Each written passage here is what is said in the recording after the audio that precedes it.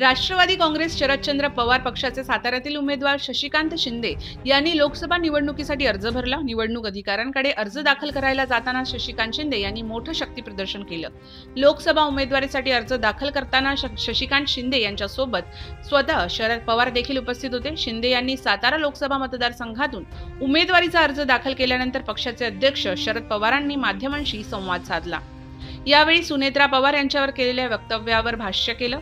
सुनेत्राबाबत केलेल्या वक्तव्याचा चुकीचा अर्थ घेतला असे शरद पवार म्हणाले। बारामतीत अजित पवारांनी जिथे पवार आडनाव असेल तिथे मतदान करायचे म्हणजे आपली परंपरा खंडित होणार नाही असं वक्तव्य केलं होतं। अजित पवारांच्या या वक्तव्यावर भाष्य करताना चूक काय असे विचारत दोन गोष्टी असतात, एक मूळ पवार आणि बाहेरच्या पवार असा उल्लेख केला होता।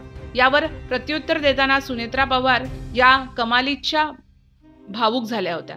त्यांच्या डोळ्यातून अश्रू आले होते। शरद पवारांच्या वक्तव्यानंतर राजकीय वर्तुळातून प्रतिक्रिया उमटल्या होत्या। यावर शरद पवारांनी प्रतिक्रिया दिली।